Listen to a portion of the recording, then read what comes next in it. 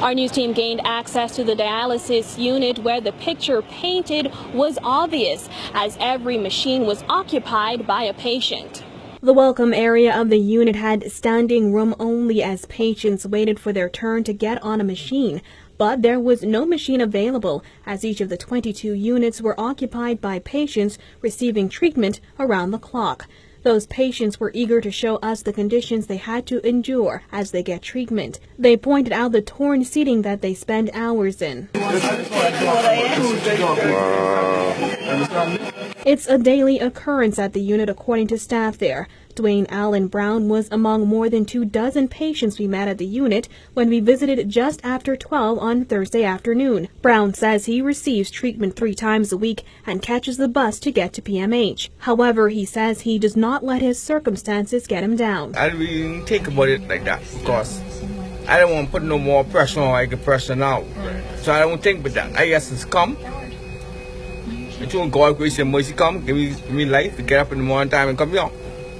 So I accept that in my life. Once you accept things like this, you will live. But once you accept it, that's when the problem comes, then you go away. Brown says it's not easy, but sheer willpower gets him through the day. Experience, it's all right. You just have the willpower and the strength to go through it, because some people don't have the willpower and strength to go through it. So I choose life, because I have a 12-year-old and a 20-year-old daughter, so I ask God, let me see them live. I want to see them get a big woman to take care of themselves, so I choose the life beyond this, because this machine is polio. Brown and other dialysis patients say their surroundings are not ideal, but it's all they have. It's reality that is not being denied by Health Minister Dr. Dwayne Sands, who admits the situation at the dialysis unit is not a good one.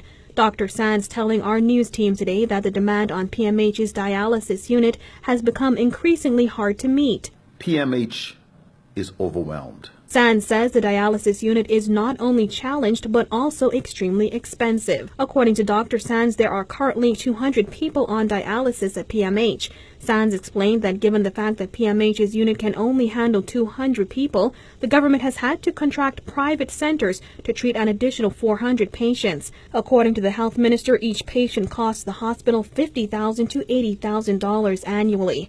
And Sands says the bills attached to those referrals are continuing to mount and have risen to millions of dollars. The fact of the matter is that the government of the Bahamas has not been able to keep up with the cost of paying for these patients in the private sector.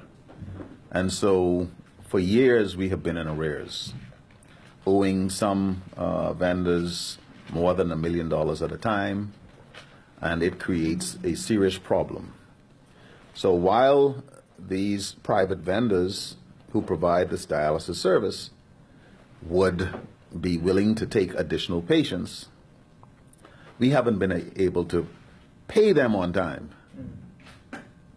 And so it now threatens the survival of their businesses. Sands says while the preferred method would be to outsource the treatment, the fact is it is unaffordable. Sands says despite the critical issues at the unit, it's the hard-working staff and nurses assigned there who keep it going every day. Thank God for the staff that labor in less than ideal conditions. Reporting for our news, I'm Jasmine Brown.